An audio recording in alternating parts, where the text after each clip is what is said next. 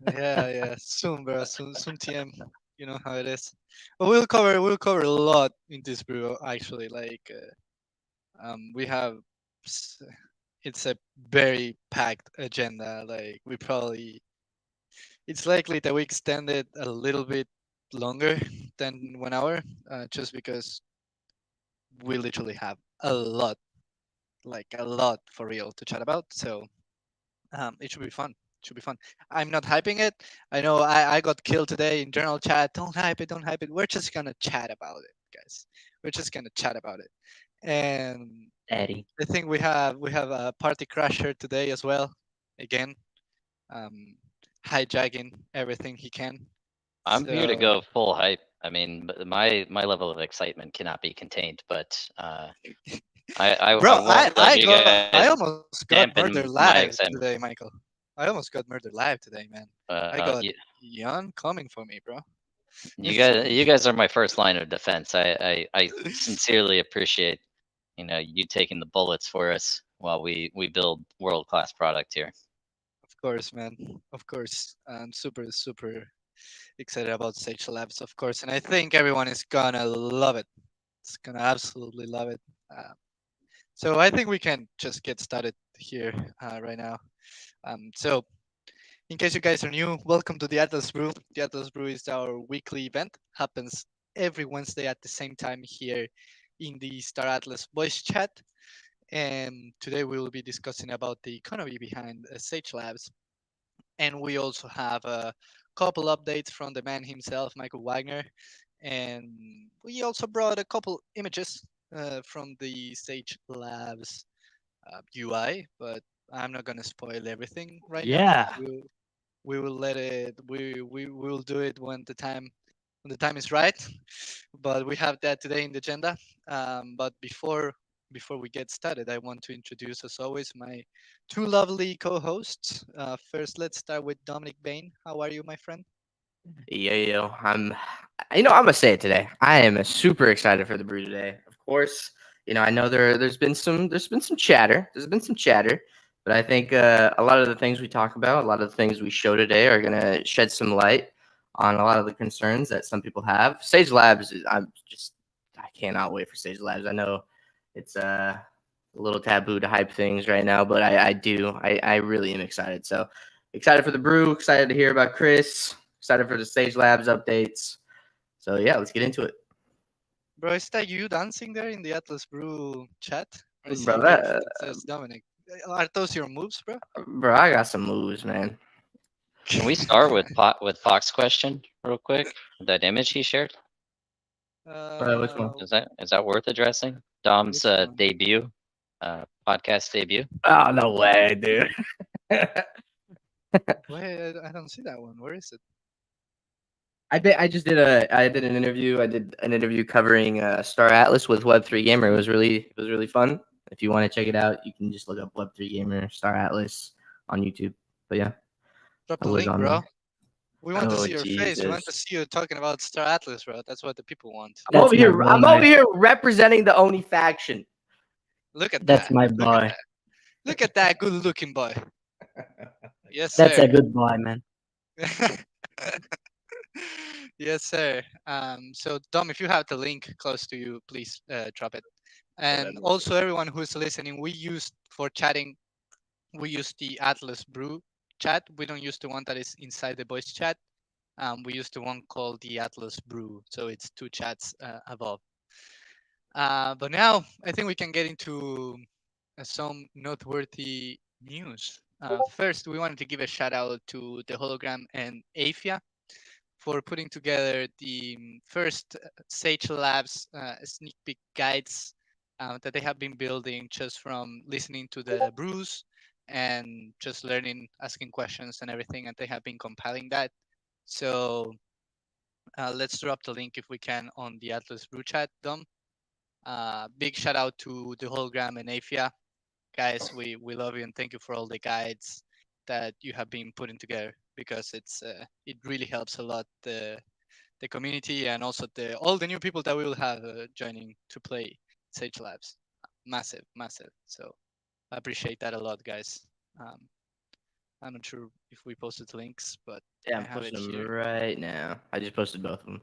Okay, cool, cool. So make sure, guys, to check that out, and I'm sure the guys will be updating the guides today after all the news that we would probably be sharing. But yeah, another thing is our MoonPay integration. We wanted to highlight that as well. You can now basically purchase anything on the Star Atlas marketplace directly with credit card. So yeah, guys, it's massive. And I've It's actually used that. I've actually used that. I mean, I'm a filthy casual, so anything like this makes it. I use it. It's super easy. I literally just use my debit card, got crypto in my Phantom wallet. So massive. I, Yeah, I've used MoonPay. It was pretty easy. I've seen someone who was using Canadian dollars have some issues with the slippage, but for me, fees were pretty low. So use it, but make sure you're looking at the fees to make sure that it actually makes sense for you. yeah, yeah. But it's massive. So yeah, make sure to check that out. Also, we have the ship config v2 patch notes. Dom, is there anything you want to mention about those? I know the team has been paying a lot of attention to it and a lot of fixes and everything based on community feedback. So big shout out to Chip and team. Yeah, yeah, yeah. Massive shout out. The only thing I really want to say here is that when we released the ship configs, we did have some feedback, and Chip immediately took that to heart, and he started working even on his vacation. So big shout out to Chip. I don't know if he's here right now, but he's been working very hard on the ship config stuff, and we got a patch out. I'm definitely not gonna go into the patch notes here, but they are in the announcements. I'll drop a link down here. But big W to Chip because him and Xcode worked really hard on this. Yeah, man. Chip was on Hawaii just with the mojitos and the ship configs v2 next to him, like just hitting, fixing everything. So shout out to Chip. You say Uh, mojitos? yeah, why not? I'm confused. What was this a fire pit session? Drinking mojitos, working on V2 config? From Hawaii, he was on vacation, man. Ah, yeah, that's right.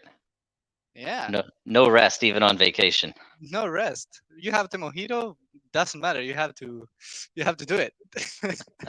It's the I Star work Atlas every day way. with caipirinha, so that's pretty company standard policy.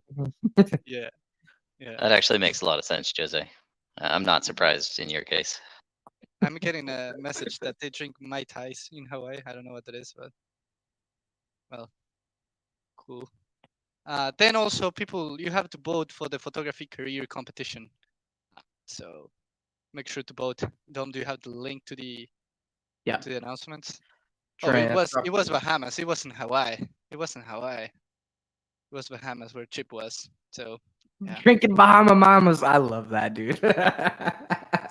Drinking Bahama Mamas, having people yell at him. That sounds like the life on the beach. yeah. Is what it is. It's But I Star just Atlas dropped life. the photography career competition voting. I think today. No, no, we have actually, yeah, we have 24 hours left. 24 hours left to vote for your favorite photography career competition photo for the ship's theme. Just a reminder that whoever wins this is able to sell their ship picture on the Galactic Marketplace. It is actually a huge Massive. deal. It's a huge Huge. deal. Huge. So go vote. Go submit yourself in history. It's actually a really big deal. So I just dropped the link. Yeah, super excited for that one. Yeah, absolutely. So cool. I'm not sure, guys, if I missed anything, but if not, I'm ready to start diving deep into Sage Lives. Well, we do Is just that have one additional little announcement is the article is going out. I think it's out right now for Sage Labs. is it out right now? I think Let's see. so. Should be. Should be. I love how we do it live. How we improvise here with the article. So yeah, the link is live. Let me grab it really quick. But yeah, it's I'll here. drop it on the Brew chat. Yeah, I'll announce it too. yeah, Just we give me will the one. announce it as well. We just got put on the spot by Michael Wagner.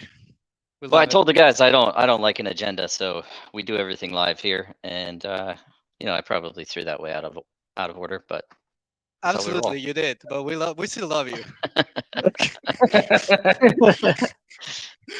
Absolutely. It's more fun this way, guys. Yeah, Yeah, for the for sure, yeah. for sure. Yeah. So now we're gonna throw you under the bus, Michael. I'm joking. But let's start talking about about Sage Labs. So Michael, you have a couple updates for us, and I think we also maybe we have some images as well. We do have some images we're going to share. Yeah, I mean, let's jump right into timing because that's what everybody is waiting to hear. I will be the first to tell you we did make the decision to push this out another couple of weeks. We are looking at probably the last week of August, maybe going into September.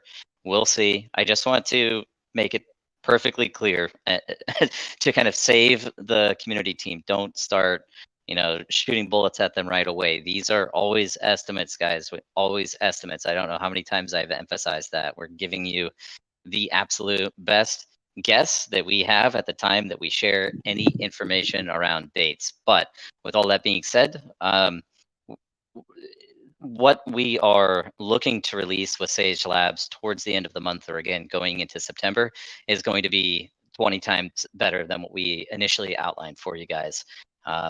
As the team does, they refuse to deliver anything that's subpar quality. They don't half-ass anything. It's always best in class, and so putting that polish on does take time. And along with the Sage Labs release, we're coordinating this with a number of additional features. We've talked about a bunch of these already, but let me just refresh everyone on that. And for anyone that's new in the audience, sharing the new information with you. But you're getting Sage Labs, the full economic system and gameplay loops. You are getting the profile system on the back end.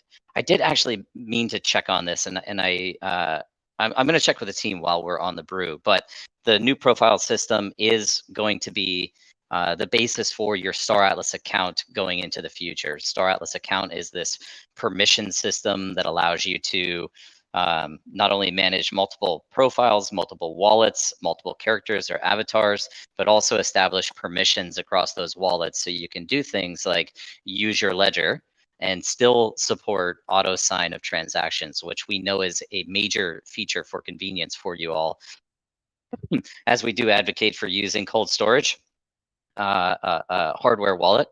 At the same time, we want you to be able to enjoy a gameplay session without clicking hundreds of times and breaking your ledger wallet. So that profile system is going to be working on the back end now and will be forward compatible when we roll out the Star Atlas account system, which is next in the priority list in our own development roadmap. In addition to that, we're adding Atlas Fee Payer. So this is the system that allows you to pay all of your fees within the Star Atlas ecosystem with Atlas only. You won't need to hold a balance of Sol. And this works not only for transactions or game actions that you're taking, like movement or extraction, the crafting systems, moving items to inventory, and the profile system itself. And this will extend to other features like combat in the future. But it also accounts for what is called the Solana rent fee. Anytime you have a new account in your wallet representing a token or a smart contract, you will need to pay a rent fee. And this Atlas Fee Payer is going to be capable of accommodating that for you as well. And how that works is we essentially cover all of those Solana costs for you as a proxy, and you simply pay us the Atlas. And so this is something we're super excited about, eliminating the need to carry this Solana balance and just the service that's being provided to you by Automata. So, and of course, a key part of the lab's release is this golden ticket raffle system. That's going to be coming online with your ability to craft these golden tickets, and then finally just ending with the release of StarPath V2, the referral system integrated with BuddyLink, full Web3 on-chain referral system that allows you to earn 25% of revenue on primary market sales your referees do get a 10% discount when they use your link to purchase an item from primary. And then beyond that, you also get 25% of any secondary peer-to-peer revenue that's generated. So this would apply specifically to the royalty fee program that's in place, and it would be 25% of the fee that goes to Automata. And just a quick example, I think most people probably already know this, but it is at the top level, it's 6%, 2% goes to the DAO, 4% goes to Automata. So you would get 25% of that 4% that goes to Automata. And then that program, that 25% commission rate runs for 1 year per referral. The clock starts when your referee makes their initial purchase, and you would get 25% of any revenue generated from them for 1 year. But if you refer someone new in a month and they buy something, then the clock would start ticking on that user as well. So beyond the 1 year, it goes down to a lifetime or perpetual rev share of 5% on that user. So all of these things are coming online. I'm obviously very excited about all of these, and I do think we're going to jump into a few images here just to showcase for you some of the dramatic changes that we've made to the UI and the UX, which is partially contributing to extending this out, but we also just want to make sure that the back end's all tightened up and dialed in. We're talking real money on mainnet, so it's incredibly important to us that what we deliver is bug and exploit free, and that you guys will all have a good time and have safe assets when you're playing with us. Yeah. So Dom I did just, dropped the welcome screen. Before it was interesting, graphic design is my passion, if you will. I did it. It was me who did it, Tom. Yeah, I think these UI updates are definitely worth the wait. I will say, for sure. I'll post them again. Yeah, we just posted the before and after for the first screen in the Atlas Brew chat, in case people want to go and check it out. Perfect. Sorry, I'm coordinating here on this question too. What I wanted to double check for you guys, and again, we'll have an answer before the end of the call, but just with respect to that profile system, before we share another image, Dom, on the profile system, there's been a lot of questions out there about when people are going to be able to reselect their faction. And I don't know if that's going to come in this release or when we fully establish the Star Atlas account, but we'll find out for you before the end of the call. Some people I know have a desire to change their faction alignment, and so when Star Atlas account is out, for sure you'll be able to do that.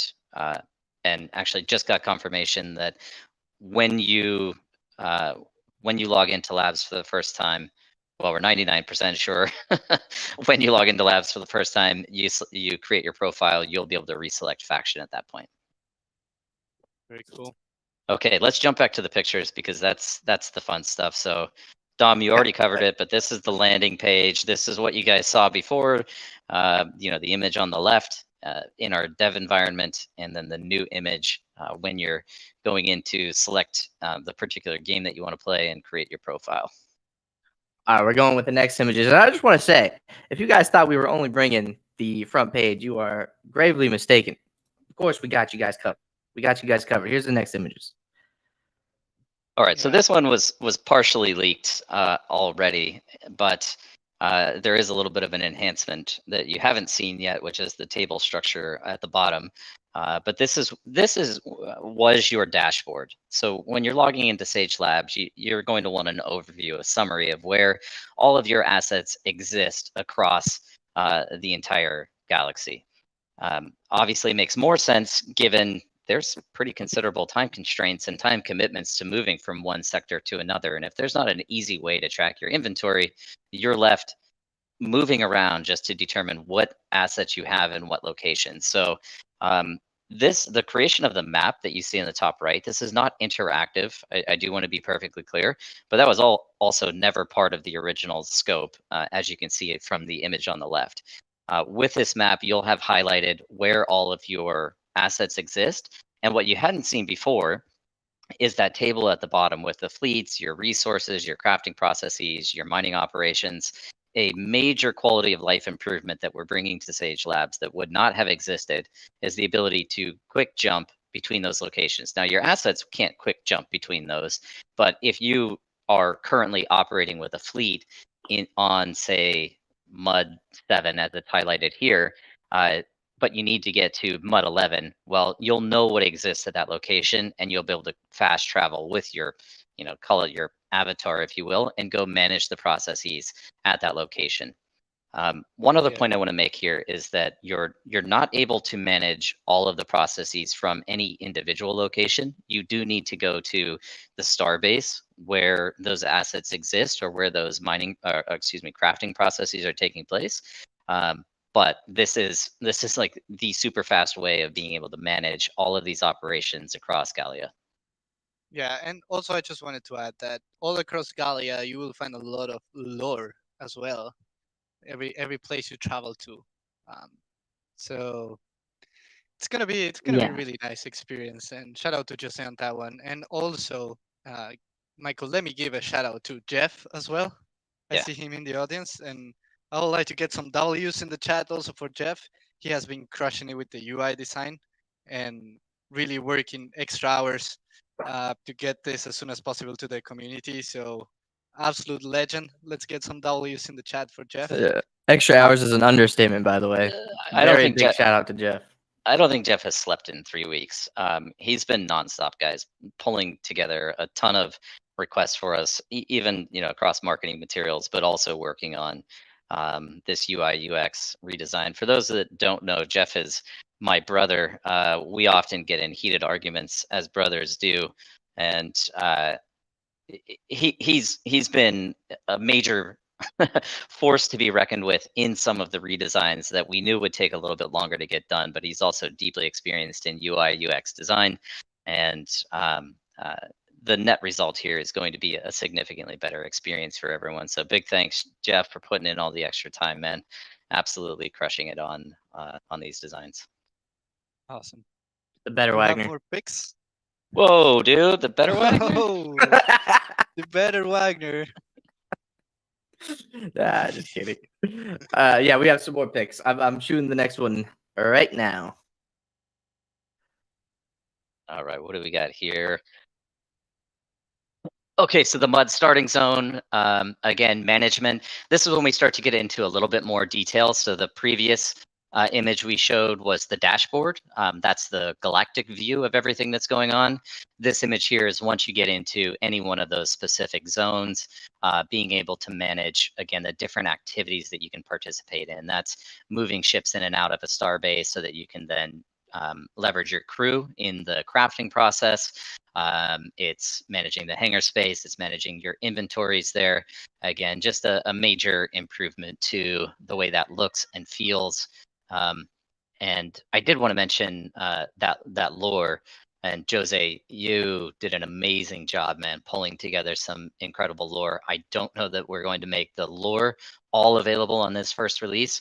Maybe maybe a little survey to the community if they'd rather wait a day or two extra for all of the lore, or if they just want the game out. But you'll see in the top right of the new image the lore little square icon.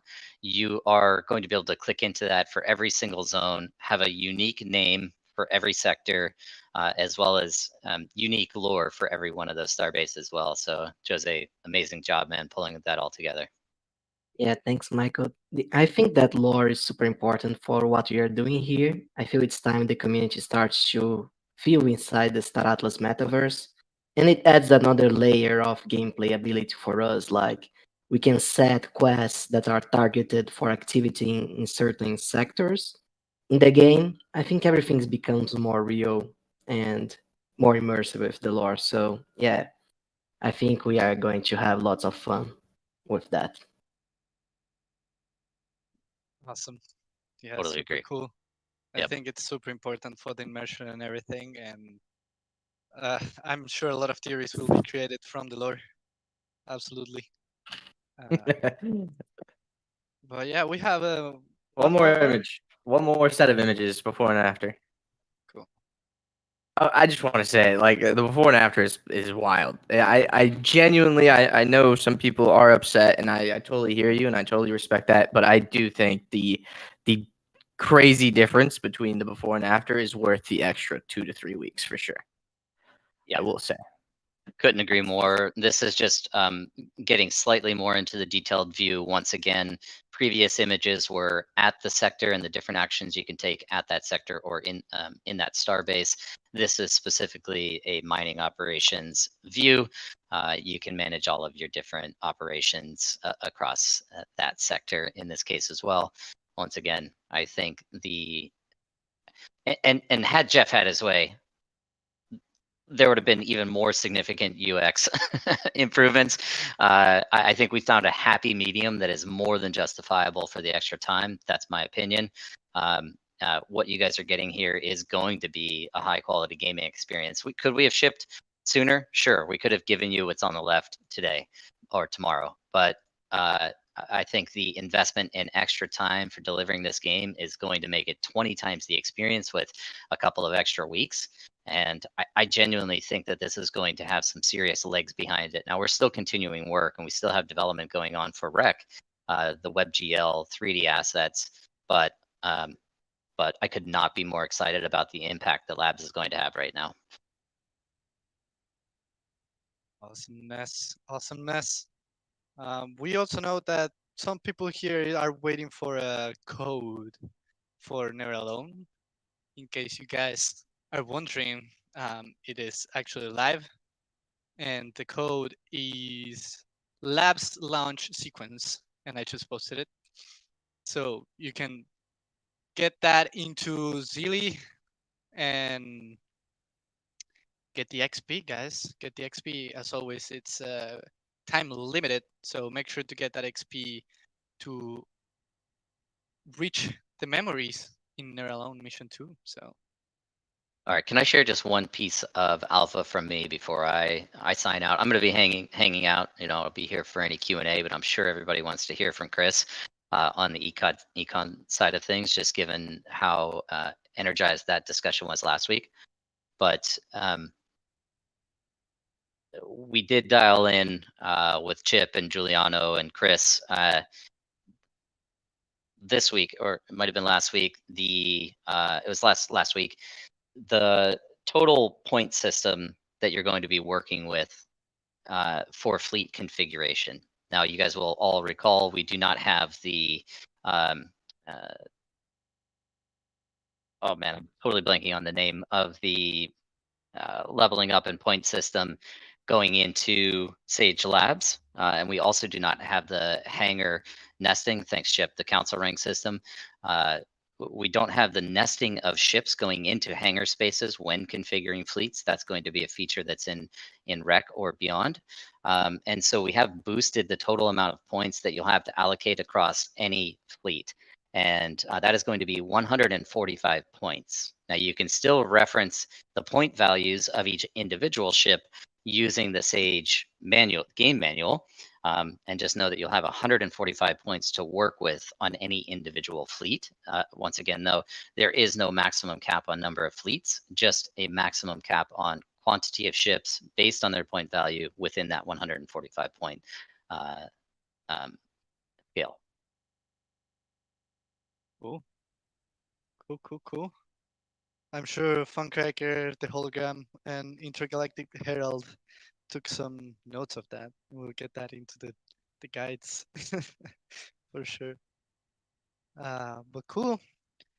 I think now we can move to the main topic today. As you guys know, we had the Sage Labs Econ Brew last week, and there were a lot of questions and just a lot of things also we couldn't get into just because of time. So we got Chris today with us. Chris was very kind to join again and to 2 weeks in a row. 2 weeks in a row. Yeah, respect. We Man, love you, Chris. Yeah. You guys are so kind. Yeah, without further ado, Chris, welcome, man, again to the brew, my friend. It's always great to have you here. Yeah, thank you for having me, as always. Yeah, there was a bit. I think we went for like an hour and 30 minutes last time, hour and 45 minutes. So hopefully we can mostly just do a little bit more of kind of Q&A. I wanted to also cover a couple of FAQs from this past week, the questions that I thought were most important, and I wanted to touch on. If we get through all of that, and we feel like we have a little bit of time left. So first of all, we have kind of a surprise at the end. Pretty excited about it. Just kind of a fun little treat for the community, and then also. I'd love to do some theory crafting around Atlas emissions in Sage. Nice. This is something we think about a lot in the econ department, and we've been thinking about for a long time. So that's potentially one topic that we could get to if we have time. But first, I wanted to go through some FAQs, and I kind of shared these with the community team. I don't know if you guys, first of all, if you guys have any extra questions, the community or the community team, feel free to ask me. This is very much unstructured, but I have a couple of kind of main notes that I wanted to touch on. Yeah, we will for sure be getting questions in real time in the chat, and me, Dom, and Jose are always checking it. So we will make sure to ask any questions that are related to the conversation for sure. So yeah. All right, sweet. So one of the first things I wanted to touch on was just SDUs and how they work exactly. I think there was maybe a little bit of confusion about SDUs. How are they different than craftable assets? How are they used in the economy? So SDUs, obviously, kind of on a high level, they're very, very different than crafted assets. Resources. If you go to an asteroid that has, let's say, hydrogen on it, you're going to be able to start extracting that hydrogen at a constant rate for as long as you're able to. So your ship is either going to fill up its cargo, or you're going to run out of ammunition and ammunition and food, and you'll have to stop that process. Okay, so SDUs are a bit different. You show up at the spot, and you don't have any sort of guarantee of getting an SDU. You're going to be scanning just like you were in escape velocity, but you can scan any space on the map. So once you scan that space, if a couple of conditions are met, and I'll explain those conditions in a second, you have a 25% chance of getting an SDU. Now that 25%, that's an economic lever. We can increase that, we can decrease that in order to make the SDU mining loop the SDU scanning loop either more interesting for players, or more sustainable from an economic view. SDUs are unique in that they are the gating mechanism behind redeeming ship assets and golden tickets in Sage. Okay, so every single ship redemption recipe, this is going to be, these are these very huge, complex recipes I was talking about in the last brew. These are different than the actual Sage crafting loop. The Sage crafted assets, those are all real gameplay assets that are going to be used in the future in gameplay. This could be for building starbases. This could be, anything from building a starbase up to upgrading your ship. Everything is going to be craftable. Now, the ships that you can redeem for in Sage, those are distinctly different. We don't want to give the impression that, ships are going to be very simply crafted in future iterations of Sage. This is promotional. There's a limited run, limited quantity. Try and get as many ships as you can while they're available. So ships and and golden tickets both require SDUs in their recipes. So first question, why do we do that? The reason we did that is because, let's say people are just crafting way faster than we ever anticipated.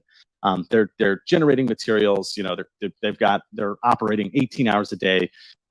Just way higher levels of excitement and interest in Sage Labs than we saw in Escape Velocity.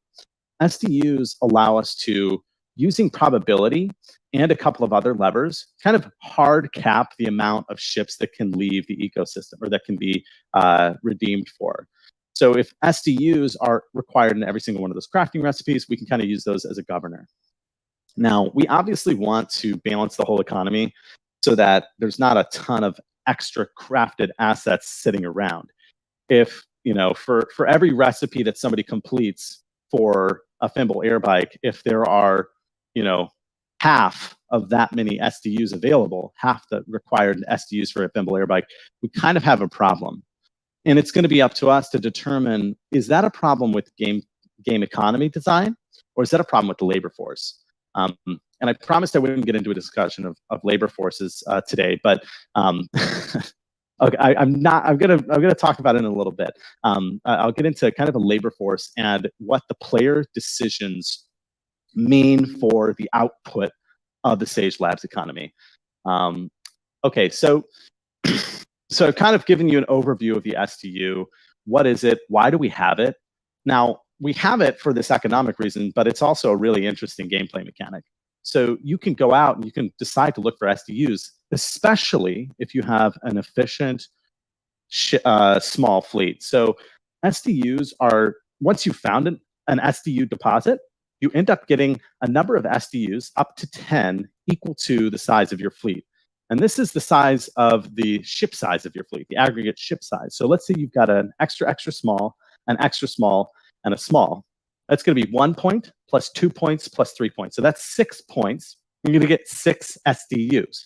So the whole reason we have this like very kind of very, very moderate scale, or I guess very, very timid scale for SDUs, is because we want to encourage people to give additional, first of all, give an additional job, give an additional thing to do in the labor market, but also to give use and utility to those different, kind of those ships that aren't, we're not talking about an Armstrong Tap. We're not talking about, the C11. We're talking about, Joe, who's got a couple of X4s and a thimble air bike. SDUs, and this is probably a good time to kind of maybe shift into the discussion of the labor market, but SDUs are going to be very important. And I have yet to figure out how important they are. I've run a bunch of simulations, and I don't want to sound like some sort of Rain Man, but I've run a ton of simulations, and I can't really figure out how the labor market is going to shake out. Real quick point before we move on to kind of talking about the labor market, talking about some of the simulations I've run. I wanted to talk about just the very specific conditions for SDUs. We know what it's used for, how it's used, who would want to use it, or who would want to go find it, and how much you get once you find one. But there are some specific global constraints to finding SDUs. So the first one is a global sector limit, and that is if an SDU is found in a sector, in a specific space on the map, no SDU can be found there for 2 minutes, 120 seconds. Now that is a lever that could change. That's something that we have the ability to shorten or lengthen depending on the production level of SDUs. There's also a 1,500, and this is another lever, SDU maximum limit per minute found. So let's say the production of the economy is just going crazy. People are really, really focusing on SDUs. They're producing them like insane. And 1,499 SDUs have been discovered in a specific minute. And that's got to be pretty tough to actually do in practice. You will be able to find the 1,500th SDU, but within that minute window, if somebody goes and tries to find a 1,501st, let's suppose they go in and they're doing the SDU check. If that limit has been reached, they actually have a 0% probability of finding an SDU, not a 25% probability. Okay, so if somebody already found an SDU in your space within the last 2 minutes, you have a 0% chance of finding an SDU. If the max has been reached of 1,500 SDUs in 2 minutes, in the last minute has been reached, you have a 0% chance of getting SDUs. So the reality is those two restrictions, while they seem pretty like, oh man, that's going to be hard to find an SDU, both those caps are going to be very difficult to achieve. And those caps, this is a really cool feature of having already released escape velocity, is that those caps were determined, and actually this whole system was determined based on data we had from escape velocity. So there was actually like a max number of discoverable loot in escape velocity, but we never really reached that max. And so we have a lot more information about how people behave. Now I want to get into Chris, yeah. before we Sorry. get into the labor market and everything, sorry to interrupt you, man. No. Here's the line. Say the line, Santi. Yeah. Well, you need a sip of water. Yeah. Do your thing. I feel like Bart Simpson a little bit on that one, but yeah. But Chris, just before we move to that, I would like to see if there are like any questions on the SDUs, just so we are sure that we are clear on what we shared. Good call. And then we can keep moving. But I'm reading the chat, and also if anyone wants to unmute and shoot a question, please feel free to shoot a SDU related question. But we're also reading the chat. If not, we'll keep moving. I see a bunch of people typing. Yeah, I see Puck the Parrot saying, what is the value of a data runner in finding SDUs? What is the value of? What does that mean? It means, the question is, if I'm interpreting it right, I think it means like, why would a data runner be interested in SDUs? So, I mean, a data runner would be interested in SDU. And obviously, this is like a very early, I don't want to talk too much on the game design side of things, but this is a very early version of the data runner. And I see Chip actually in the comments, so hopefully he's helping us out as well. But this is a super early version of data running, right? SDUs was kind of a last minute ad that, we really tried to push hard and say, hey, we need another dimension to this labor market in order to make things really interesting.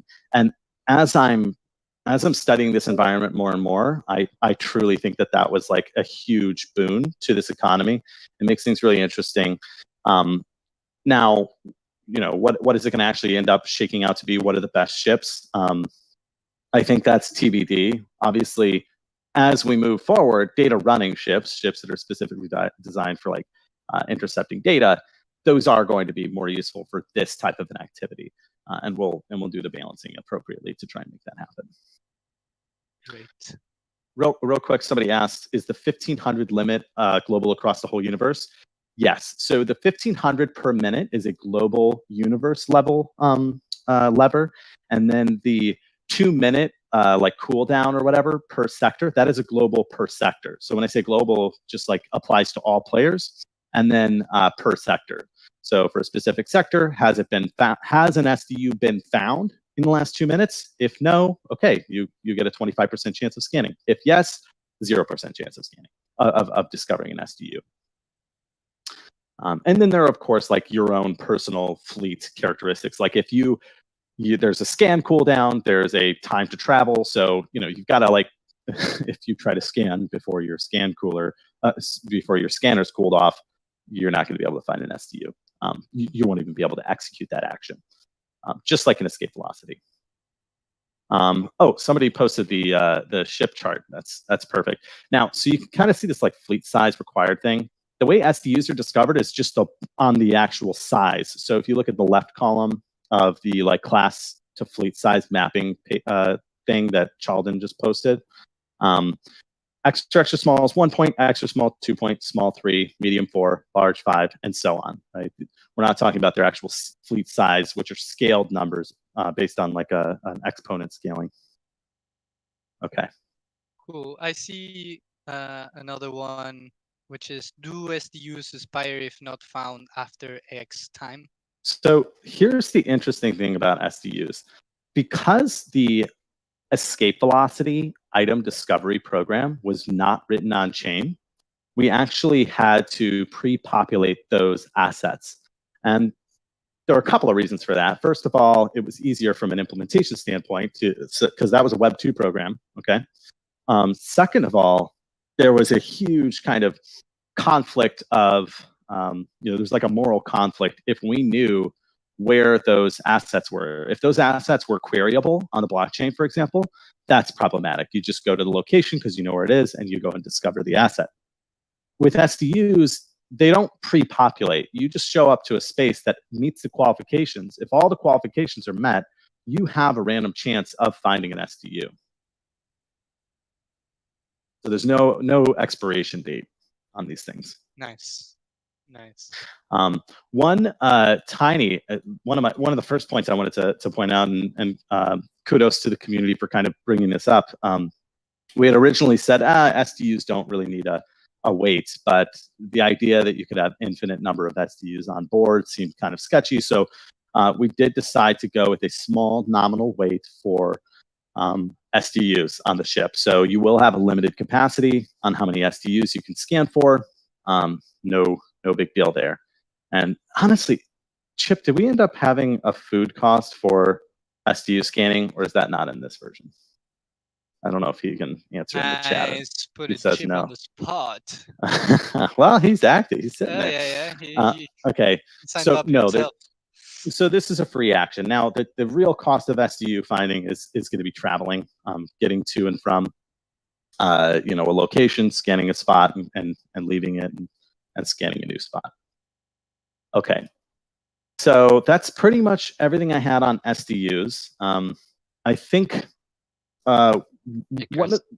yeah. Sorry, I just want to jump in real quick on Bodhi's questions, unless you had something you wanted to wrap up there. But just before we transition, I just want to address some of his questions. Yeah, no, that's fine. So Bodhi's been asking specifically about bot prevention and risks to botting. There are a couple of dramatic factors at play here that are substantially different from the way that escape velocity worked. We all knew that there was no economic consequence or cost to enter and play escape velocity. It was essentially locking temporarily 1,000 Atlas, which was an incredibly low dollar value or dollar equivalent value. And outside of the movement actions, the scanning actions were all free. So first and foremost, going into Sage Labs, something that we've emphasized from the beginning is that there is a true economic cost to participation. That means that if you want to have hundreds of ships that are just out there in any automated fashion scanning for SDUs, well, you need to own them. You need to buy them. And to whatever extent there's any incentive for people to participate in botting, it means that they need to go purchase ships off of the marketplace. Now, it's true, some people have big fleets, but I think a lot of the people that have fleets with a lot of their current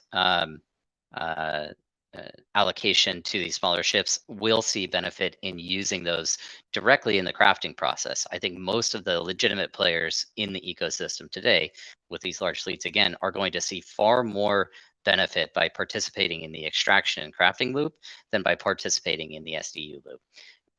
However, beyond that, I'm talking about bots right now. Beyond that, these bots all have a recurring expense function associated with them. If they're moving around the map, they are spending resources to do that. They're also spending, if they're using Atlas Fee Payer, they're spending Atlas for every scan, or otherwise they're spending Soul for every single scan. And who is going to be responsible for providing the resources to these bots? Well, it's you guys. You guys are the ones that are going to be going in and crafting the R4, which gets consumed through all of this process. So the sheer sophistication in the economic design here, and again, major kudos to Chris and to Gareth and their close work with game design team. But the sheer sophistication of the economy is going to be almost punitive if you're looking to exploit using a bot. And I'm just going to finish here by saying, we don't have anything explicitly against automation. In fact, we are opening up the IDLs, which are the kind of the access to the on-chain programs, so people can build their own extensions of this. And my hope is that people do build a way for people to operate more conveniently across Gallia and the further Star Atlas universe. It's where we have to draw the line is when it becomes egregious and exploitive and to the detriment of other players. That's what we're monitoring for. And we'll learn a lot from this, just like we've learned a lot from escape velocity. And we've been able to implement improvements just based on that data. And this is going to be a continuously improving process. But we are thinking to some extent about bots, but just understand the economic costs and economic consequences make it far less likely for bots to profit off of this system. Yeah. And also, we're always taking a look at that, at the bot activity and everything. As you guys know, we took measures on escape velocity against them when it become like just, yeah, egregious, as Michael said. So, yeah, it's something that is in our minds for sure. Yeah, I think especially from the econ side, like the very kind of nuanced approach. Sorry, we are going to take a very nuanced approach. You know, we will be. I think our philosophy, at least for escape velocity, was monitoring and enforcement. Right, like let's just monitor, make sure that there's no egregious abuse, and you know, there's nothing wrong with automation. There's nothing wrong with bots inherently. It's just problematic if they're causing issues, right? If they're causing issues, you know, with in terms of the experience that other players are having. You know, if you're thinking about an aim bot in Call of Duty, that's a much bigger problem than a bot that automates farming wolves in RuneScape. So, you know, I think we take a very moderate approach to it, where we monitor, we have ways of identifying suspicious activity, and then we try to enforce that. And then, you know, obviously, I mean, we had a very lenient protocol for escape velocity, where people were able to rebuttal and say, hey, no, I'm not a bot. But you know, we didn't see a lot of people coming out. You know, we were able to correctly identify those bots. But yeah. Oh, yeah, and talking about aimbot, that is what Dom used to use in Call of Duty, by the way. Just so everyone knows. No way you just said that, bro. I'm the best gamer in this voice chat right now. Oh I don't know, man. I remember carrying you in more than a few Destiny 2 matches. Are we doing this right now? Because I will. Hey! Everybody, get back on track. Get in your lanes. We're talking. Chris, take it away, quick. We're talking economics. I don't care about your guys' economics. Let's get back into the economics. Let's talk about the missions, Chris. Your ship measuring contest. All right. So one question that came up that I thought was pretty important to address is there any dependency for resource extraction on specific locations? So, for example, when I say dependencies on player count. So if there are 1,000 players on asteroid, you know, some asteroid in the mud zone, does that limit or throttle the amount of emission for that resource? And the answer is no. Now, from a gameplay perspective, we might explore this someday, but on the econ side, I'm going to explain why this isn't a problem. There are a fixed number of ships and a fixed number of players in our economy, and there's a lot to produce. If people are like forcing or hogging a spot or sitting on a spot, always think about the next best use of or the next best alternative, or really the opportunity cost. Every single action you take in Sage Labs comes with a pretty hefty opportunity cost. And this goes back to my question, you know, my conversation about simulations that I kind of wanted to bring up, and my conversation about the labor market. I could care less if everybody in the economy decides that they want to sit on a plot and like mine iron ore. That's fine, because there's no SDUs being produced. There's no biomass being produced. There's no hydrogen. You know, there's a whole bunch of stuff that is not being produced, and the economy is going to reel from that. And everybody who's sitting on that plot is going to start to scatter out to make sure that they're covering all their bases.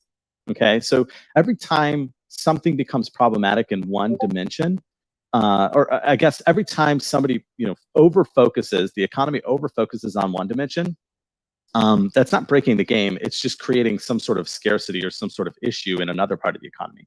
And it's up for people like, you know, like different guilds and very, very intelligent and smart players to identify those inefficiencies and go and say, hey, nobody's focusing on SDUs. I think SDUs are about to become very valuable. I'm going to go out and I'm going to try and gather as many SDUs as I can, because there's a huge undersupply in the marketplace, and I'm going to supply those to the people once this shortage is realized.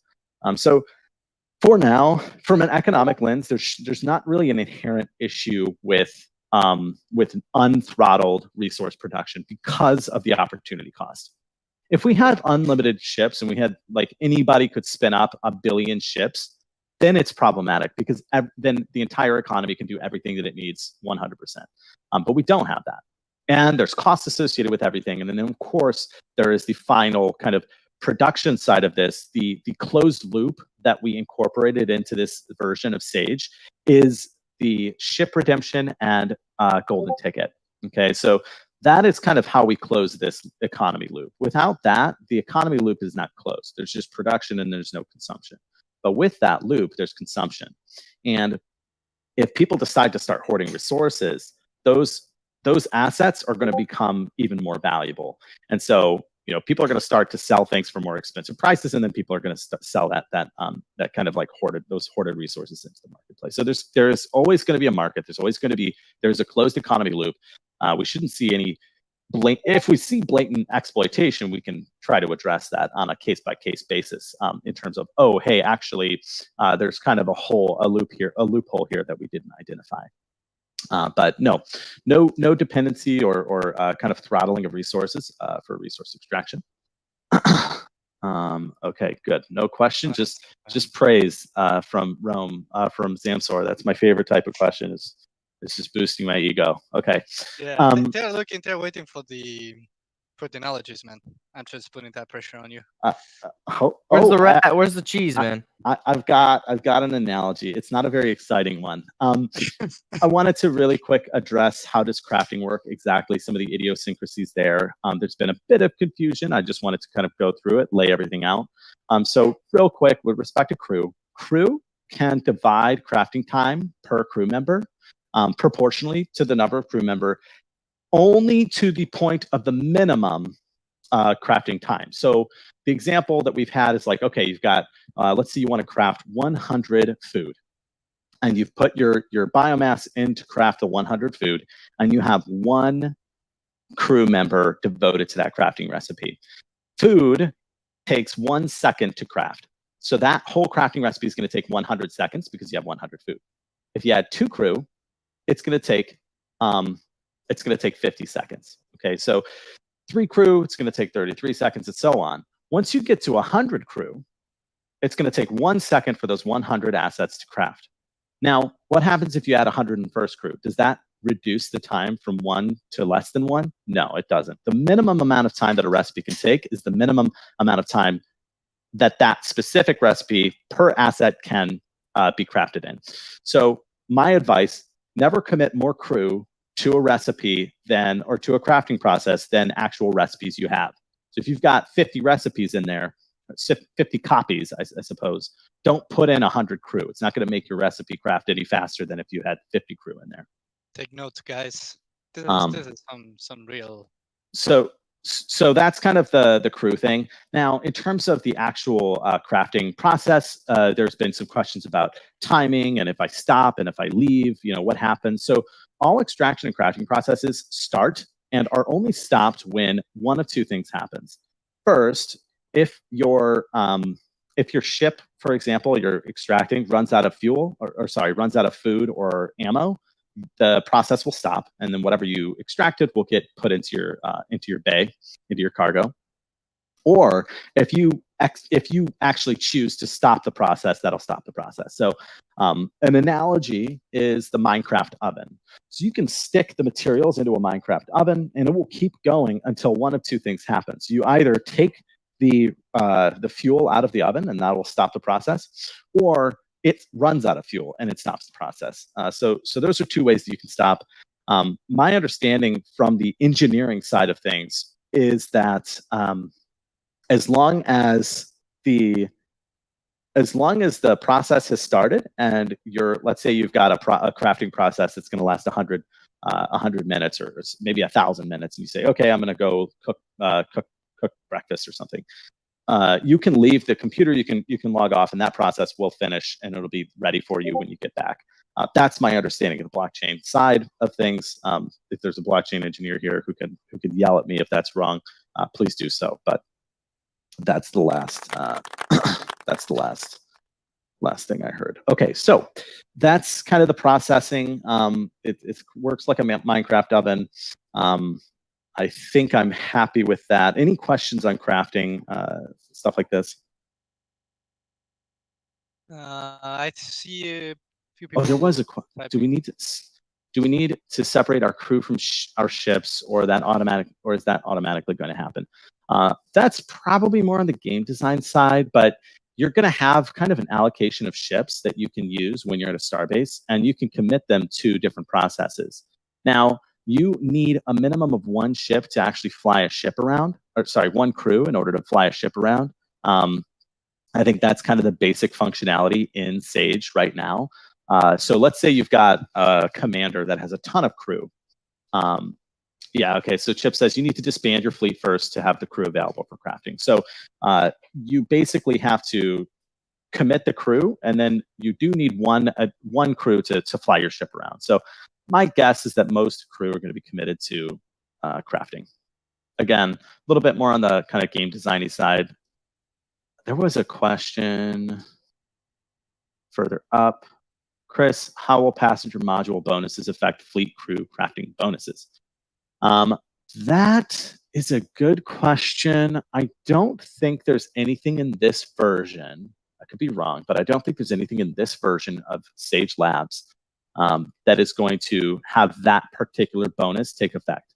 Now, that said, and I kind of put this in the chat a couple of weeks ago, Chip and I are both super excited, and Giuliano, of course, that like the actual individual ship stats are going to be in Sage Labs. So an X4 has different stats than an airbike, and we're not just treating them as an extra small. Each of these ships is going to have different things that they're good at. So some of them might have better fuel efficiency, some of them might have better extraction efficiency, etc. So I'm not sure though if the passenger module bonus is impacting this version of Sage. It did say that you get additional crew with the passenger module. Okay, sweet. You can then use in crafting. Sweet. So the passenger module is going to give kind of an additional crew bonus, which will obviously impact crafting. So it's kind of exciting that we have so many different kind of stats from the ships actually activated in Sage Labs. I think that's really cool. Obviously, none of the like combat modules are impacting Sage Labs just yet because we don't have combat. But okay. Any other questions? I don't really see anything else. Will we be able to? Can you hear me, Chris? Yeah. No, I can. I was having problems with my audio. I think it's a good moment to drop the one extra image that we had about the. Oh, all right. This is probably a good opportunity, and I know we're like already at an hour, and I haven't even gotten through. We are fine to extend a little bit if you have time, Chris. I have to drop the code, Santi. We did. We dropped the code. dropped it. We dropped the code. Okay. Yeah, let's share that image since we're on the topic of crew and crafting and extracting. Let's drop the image, and I can maybe explain a little bit. Although this is Here, how about let me explain the competition part of it, and then I'll pass it to you. Does that sound good, Chris? Yeah, definitely. Sure. Okay, guys. So I'm gonna drop an image, and in this image there are no lines, but the competition here is we want you guys to draw the lines yourselves, and like what crafts into what. So I'm gonna drop the image now. We gave you the first arrow free, and we're gonna be updating it with arrows every Wednesday during the Atlas Brew. So play along with us. I do want to make this a friendly competition with some prizes. So draw the lines yourself, and then send me your rendition of what you think the lines look like in my DMs, and send that to me before the end of Tuesday.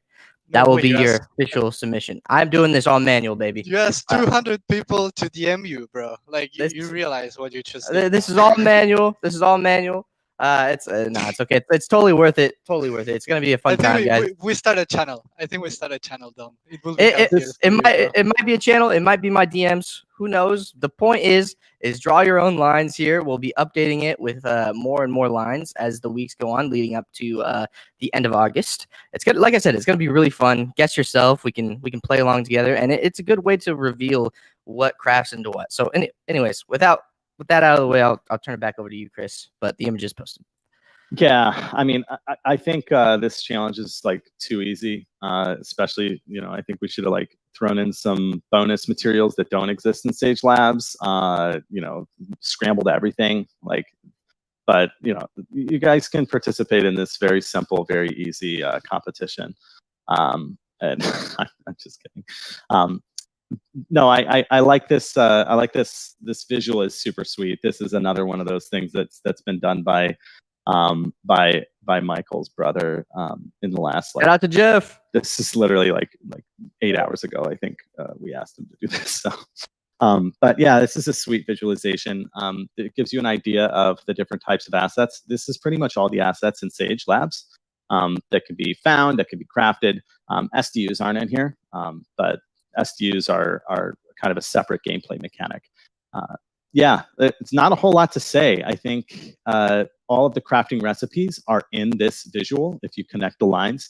And I guess one thing that you can kind of visually see here is that idea of layers and how some assets require multiple layers. So you look at some of these assets farther to the right, maybe they require intermediary goods. So they're not just going to be composed of the R9 to the left. They're going to be composed of like R9 that's been converted into a crafting recipe that's been converted into another crafting recipe. Okay, sweet. Yeah, and I don't know if there are any questions on that, but yeah, the idea was to give you guys something kind of fun to look at that had to do with the economy to keep you guys engaged. Nice. Can we show them the work that Dom did on this before it got the polish? We didn't get a before and after on this one, Dom. Lord have mercy. Why do we gotta put me on blast right now? I think there's that's not needed by anybody. No, that will just hurt people. No, come on. Dom did a good job, man. You got it into a great place to have the polish completed. Okay. But no need to post. Okay. Let's we I should see a question. Chris. definitely show what Chip posted. Does Dom, you anybody good? have what Chip showed? Tom's got it. Oh, Oh, God. we wanted to? Oh God! Here, let me see if I know what you're talking about. I just wanted people to see the whole working process from start to finish, what it really takes to get to these things that we ship for you guys. Is it? Hold on, let me just make sure I'm sending the right one. Is it this one that I just sent you? That's the one. There's a question. There's only R7 on the left, and that's true. There's faction crystals. There are actually 3 faction crystals, so that's actually R9. So to the left, you see faction crystal. That's going to be 3 different resources, but each faction, each region of space is going to have its own unique crystal. So that's why we only see one art asset there.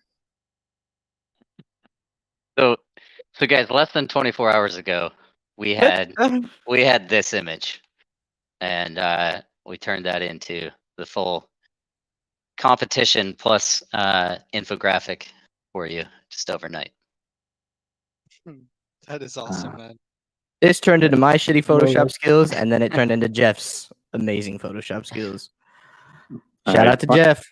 Funcracker has a question. How will the programs know I left 50 crew behind at a starbase and fly with 1 crew member on my C11 to mine? I'm a little confused by that question. Like, how will you can't do that. Yeah, Chip just mentioned too. So you have to. Your entire crew has to be on your ship when you reform any fleets. Okay, so you have to have the full number of crew, not just 1 crew. Man, unbelievable that you guys thought that this would be possible. Shame. Did Dom That's just say much he more- drew that image in Photoshop? No. This was it's like on- before my shitty Photoshop rendition.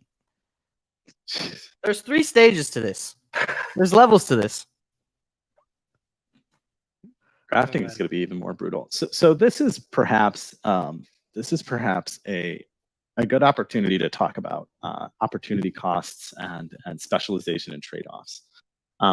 One of the things that I've noticed when I've been running all my simulations is like, depending on the parameterization that I give the model, so what kind of behavior are people focusing on?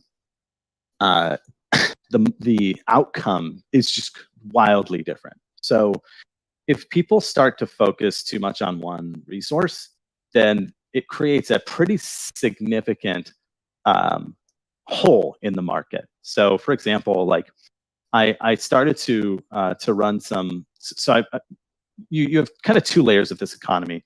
What are people extracting and what are people crafting? There's a bunch of different ways you can model that in terms of, are people randomly finding resources and just randomly creating those and then bringing them back to the star basis and crafting with those? Or are they targeting specific resources? So for example, are you mining as much food are you spending as much time mining food as you are mining copper ore?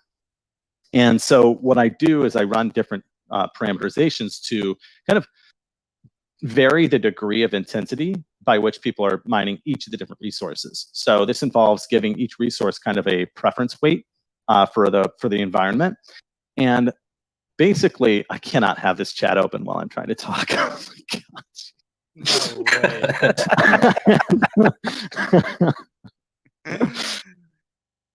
Okay, Are the donuts? Donuts are making you hungry, or? No, I have not had lunch yet, so yeah, that's the problem. Okay, what the hell was I talking? This is much more degenerate than I thought it was going to be. I was like planning on having an economics seminar. Okay, so so let's take SDUs for example. When you account for the fact that you either are searching for SDUs or you're producing, that is a pretty dramatic. There's pretty dramatic impact from that decision. Let's say we had all the small ships focusing on producing SDUs and big ships focused on producing assets. Well, there's going to be a pretty significant imbalance actually in the marketplace because there's going to be too much crafted assets. There's going to be too much resources in the economy relative to the SDUs.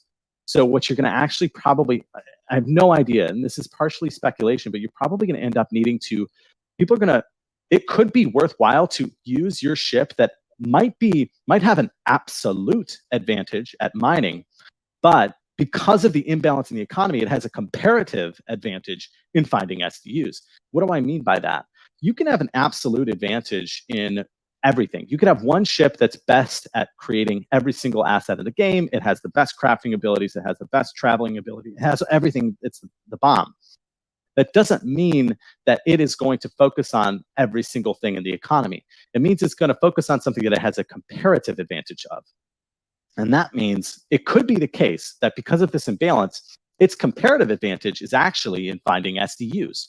So, this is wild speculation, but I wouldn't be surprised if we lived in a world where SDUs are being discovered by capital ships, large ships, medium ships, because if we only say, oh, little ships are going to go find SDUs, there's going to be an imbalance of the amount of SDUs in the economy relative to the amount of assets that are being crafted.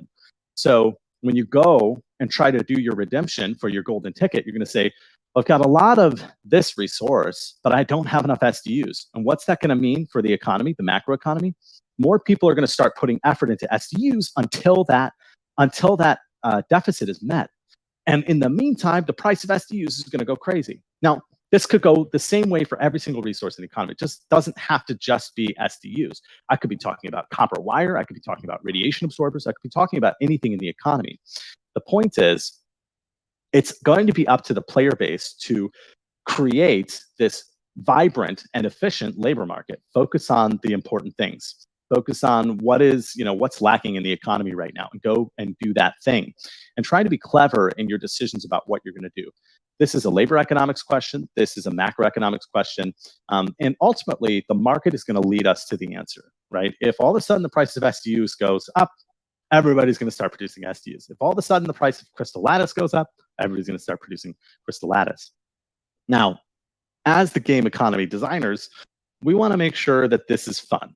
We don't want it to be so insanely kind of cutthroat and wild with the price fluctuations that nobody can make heads or tails of the economy. So we want to create kind of this fine balance of fun economic activity, the labor market, diversification and specialization of specific your comparative advantage, but also relatively stable. We don't want things going out of whack, very, very quickly and easily. But yeah, it's been very fun to look at these simulations and see, like, okay, in this parameterization, the production of golden tickets on a daily basis is 28,000, and in this parameterization, it's 102. And it's like, wow, like the dramatic difference between the dramatic outcome difference in outcomes based purely on what the labor market composition looks like and the decisions of the players. Makes this a really fascinating problem for the players to solve, but also a fascinating experiment for us to look at and discover new things in as the economists. Yeah, man. I can only imagine how many charts. I was saying it in the chat, but how many charts will be produced based on like those balances between production of all the different resources that are in the Stratlas economy with Sage Labs. That's gonna be fun to look at. Like, I probably need a screen just for that. A new one. Yeah, I mean, I think Afia and Stardust are gonna come up with some sweet stuff. Like, absolutely. There's gonna be a lot of layers. Some of the first things that we're gonna be interested in looking at are just production levels. Okay, how much is being mined? How much is being crafted? How much is being redeemed for? How many SDUs are being found? Kind of these just regular old counts, monitoring the economy, its production level. That's kind of the GDP side of things. And then also getting more nuanced. Where are people going? What are they doing? Why are they doing what they're doing? What do fleet compositions look like? All these different questions. And then you start to get even more nuanced and look at time changes over time and distributional differences. And yeah, there's a lot of exciting stuff that we'll be able to look at.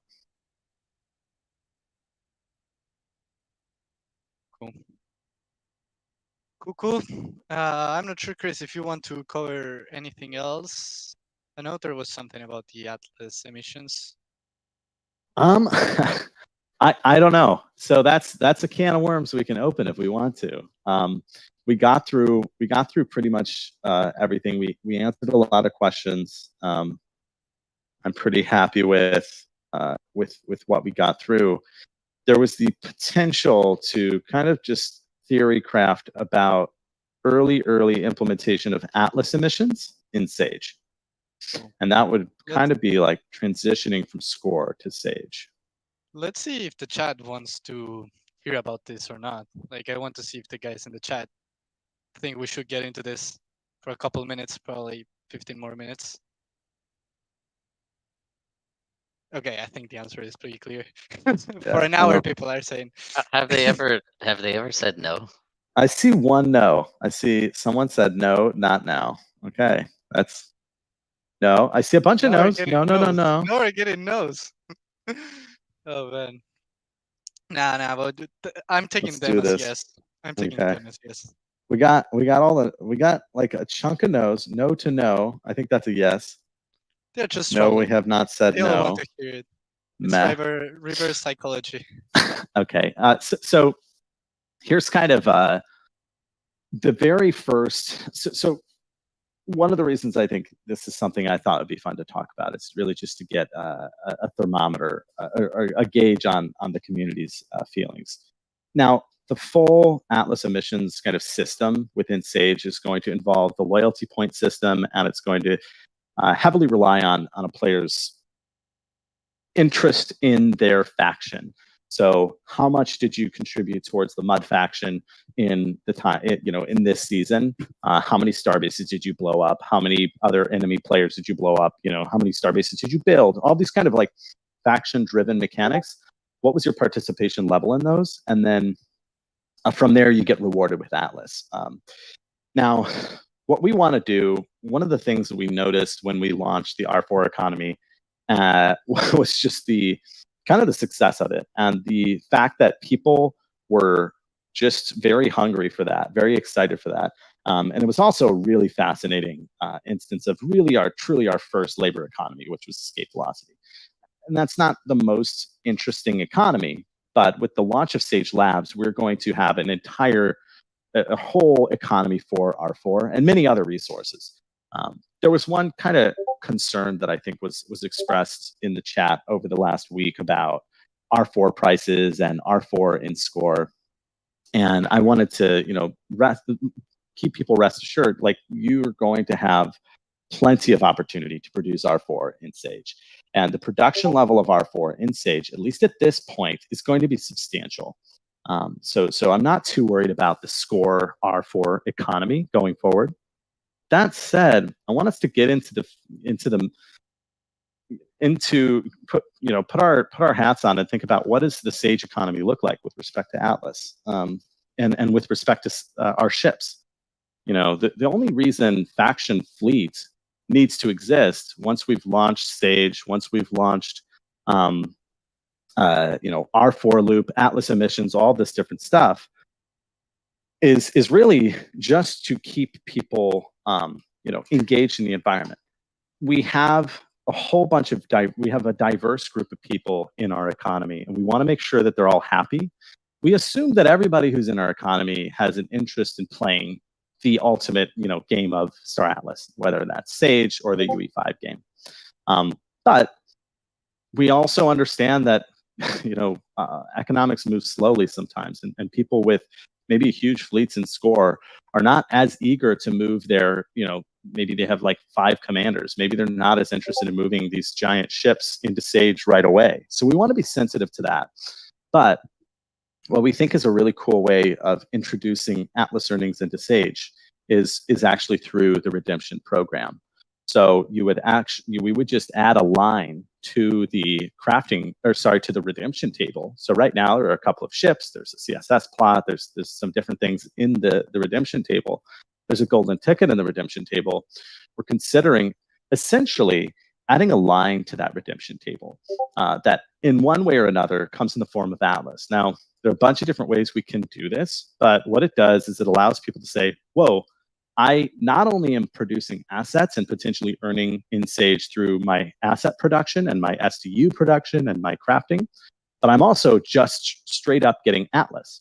So the decision of, do I want to play Sage with my ship or leave my ship idling in score is no longer there. Now they say, well, if I play Sage, I can get Atlas, which is very important for our economy to grow. So now the decision to move into Sage is much more easy, and it's a really nice kind of casual way for us to introduce Sage Atlas earnings and motivate people to move from score to Sage. That would, that's the faction fleet side of things.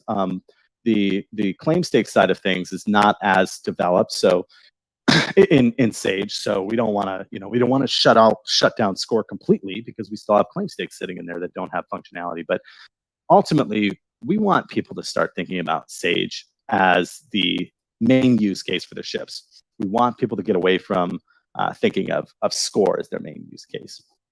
So I kind of just dumped there. I'm going to start looking back through the comments to see if there's anything productive in here. Doesn't involve donuts. Only positive comments I saw. But just to be clear, this was a Theorycraft dump, right, Chris? Yes, this is all like very, very early. Like, okay, here's a way we could do it. Just thinking about ways that we can do it without adding, like a complicated system, because the main system is going to be the main system is going to be that LP player progression system, which obviously we don't have yet. I just want to add 3 points to that, Chris. one, through the golden ticket system, while we're still defining that loot table, there is an intention to include Atlas in the golden ticket raffle process, and we'll finalize those numbers. But two, the way we were thinking about this is more of a buyer of last resort, if you will. I'm not sure if we want to go into that language, Chris, but effectively the idea is that you could redeem your components for a fixed amount of Atlas, but in theory, there's going to be demand that would outpace whatever that lowest price is that the council is willing to purchase it at. So it would still be in competition with other players, and it would arguably be a lower emission of Atlas than had someone else just purchased it from you. But then it is a guaranteed avenue to liquidate crafted components for Atlas. But what I really wanted to address, because people are saying no more Atlas earnings until there's more uses for it. I mean, there are a couple of Atlas sinks already built into Sage Labs, which includes the crafting fees themselves and the respawning fees all going directly to the DAO. But what you guys have to bear in mind is that people are making the decision between Faction Fleet / Score and Sage Labs. And so the more people that move out of Score, the lower the emissions of Atlas from Score, right? So it's not that there would be duplicative generation of Atlas. It is replacing one Atlas emission pool with some level of Atlas emissions within Sage Lab. So just wanted to make that all perfectly clear for everyone. Absolutely. And I actually just added a comment in response to that question of, are we just adding a bunch of Atlas into the ecosystem? No, this would be a one-to-one trade-off, really, or as close to one-to-one as we can get. Cool. I think we're close to the 1 hour and a half, so I think we should maybe start closing a little bit. So I'll ask first, Chris. First, say thank you to you, Chris. As always, it's a pleasure to have you on the Brew, and the information that we are dropping here is super important. And I'm sure that people have been taking notes, and this just helps the overall community to actually be better prepared for our Sage Labs release. So thank you, man, for taking the time to just come here to chat with us. Awesome. It's always a pleasure. I like talking about this stuff, and I think we're in a very, very exciting time.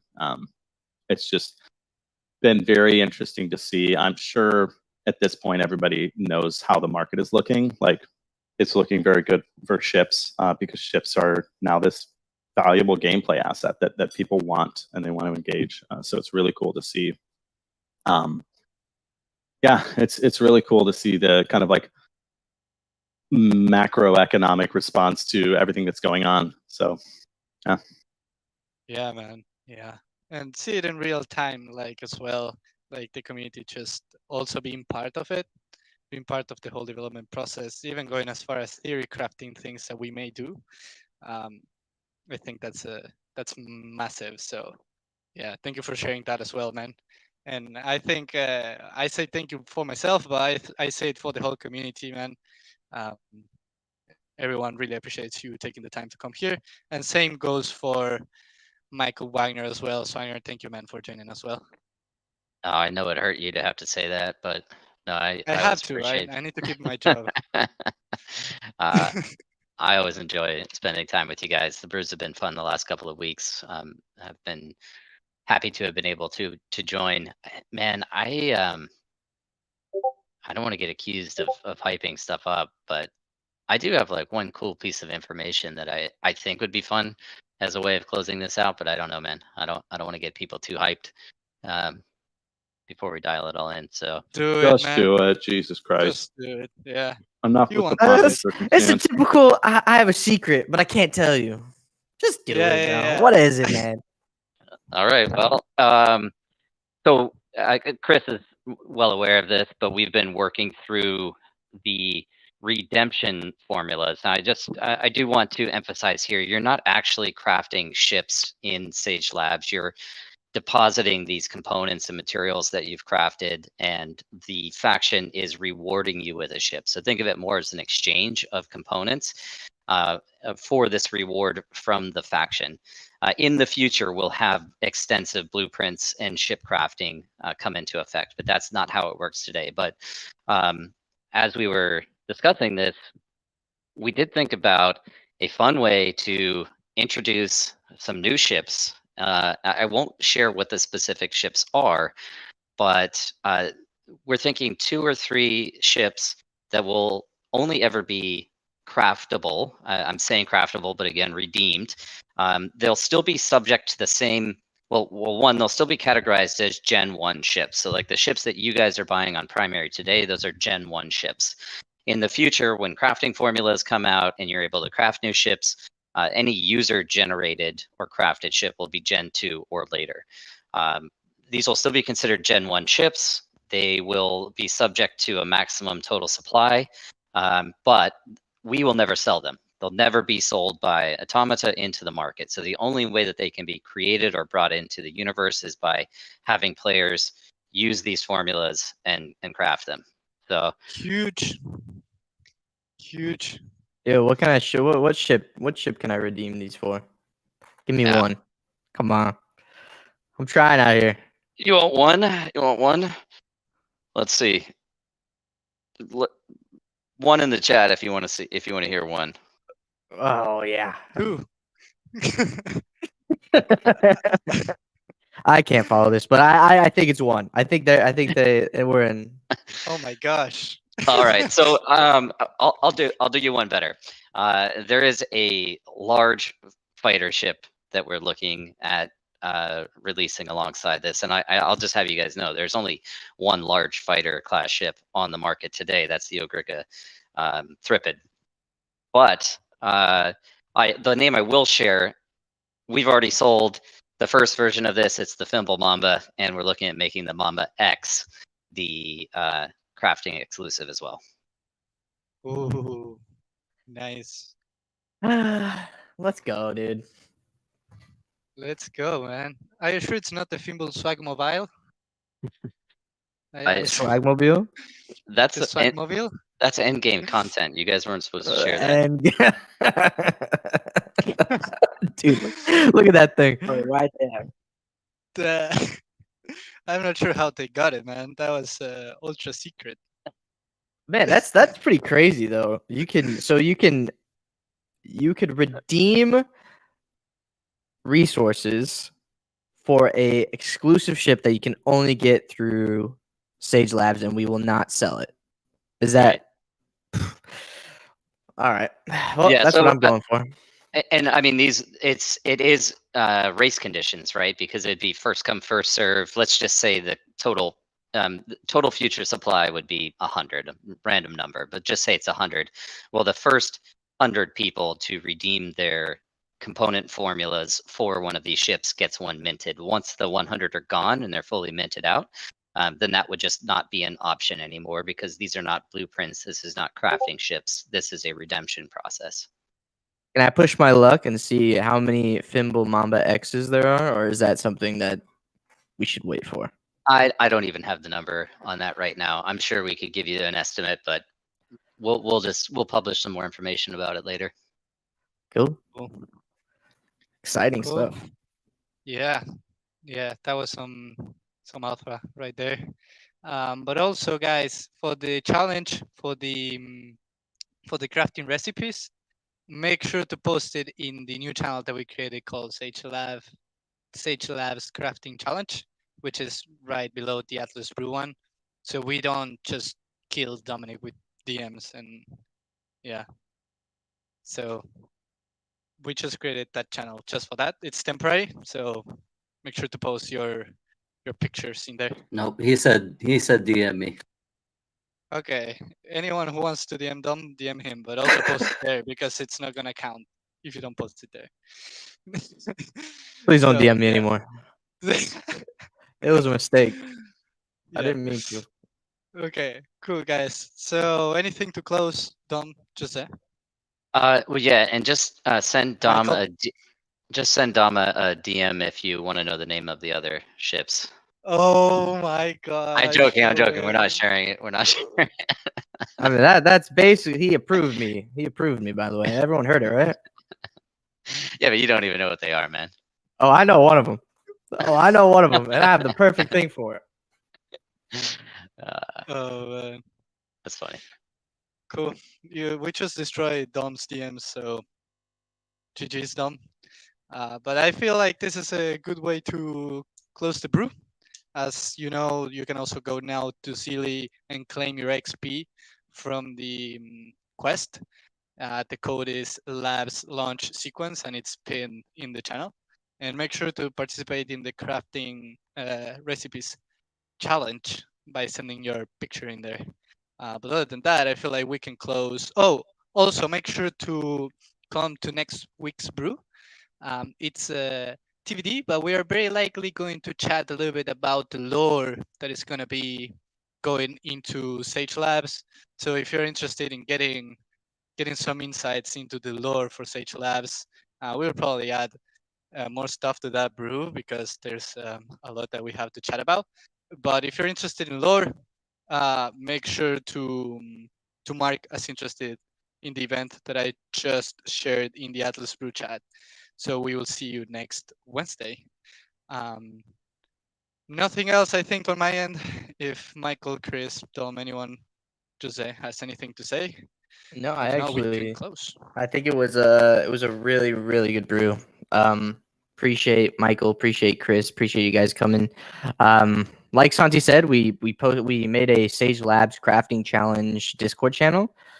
So go submit your renditions of what you think the crafting recipes are, and we'll give away a couple ships to people who get closest before when we send out what the final rendition is. So thank you guys again for joining today. We had a lot of people join today. Appreciate you guys joining.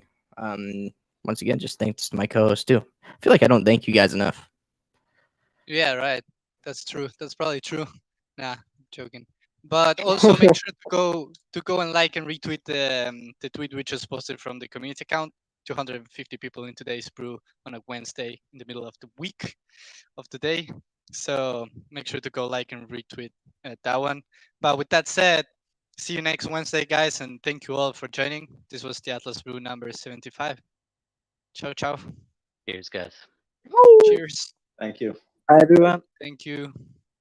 Bye bye. Thanks.